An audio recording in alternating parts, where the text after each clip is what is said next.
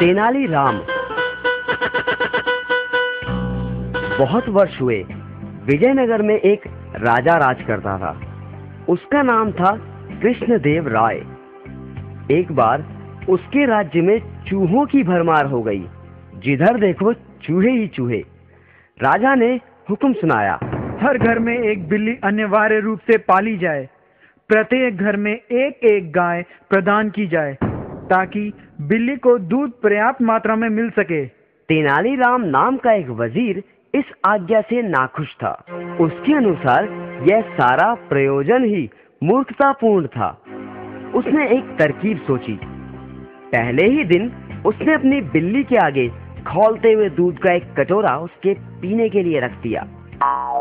बिल्ली ने जैसे ही उसमें मुंह डाला, उसका मुंह जल गया। उसकी आंखें बाहर निकलने को हो रही थी। वह झट से दौड़ गई। राजा को सभी और पूरी तरह बलिष्ठ बिल्लियां नजर आने लगी। वह अपनी आज्ञा से बहुत प्रसन्न था। वह घर घर जाकर खुद देखता था कि सब ठीक ठाक है या नहीं। आखिर वह तेनालीराम के घर पहुंचा। राजा को तेनालीराम के यहाँ बिल्कुल कमजोर हड्डियों का ढांचा बनी बिल्ली देखकर गहरा झटका लगा। राजा ने पूछा, क्या सारा दूध तुम खुद ही पिए जा रहे हो? महाराज, अगर आप जान बख्शें तो सब कुछ सच सच आपसे कह दूं।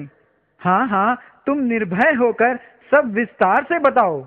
महाराज, पता नहीं क्या हुआ, मेरी बिल्ली तो दूध ही नहीं पी रही है। यह कैसे हो सकता है? आप स्वयं ही देख ले महाराज। तेनालीराम ने दूध का कटोरा रखा और जैसे ही उस बेचारी बिल्ली ने दूध का कटोरा देखा, वह डर कर भाग गई। अब तो राजा को सारा मामला समझने में देर ना लगी कि तेनाली ने क्या किया था। उसने हुक्म सुनाया, तेनालीराम को बंदी बना लिया जाए और उसकी पीठ पर 100 कोड़े लगाए जाएं। तेनालीराम ने नजरें उठाए बिना कहा, ठीक है महाराज, मुझे सख्त से सख्त सजा दें, परंतु जरा सोचिए कि हम देशवासियों के पीने के लिए भी जब दूध पर्याप्त मात्रा में उपलब्ध नहीं है, तो क्या यह मूर्खता नहीं है कि हम सारा दूध बिल्लियों को पिला दें?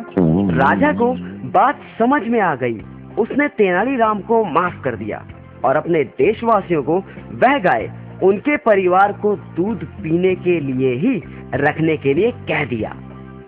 बिल्लियां तो चूहे खाकर भी अपना पेट भर सकती थी। मानव की सेवा सर्वोत्तम है।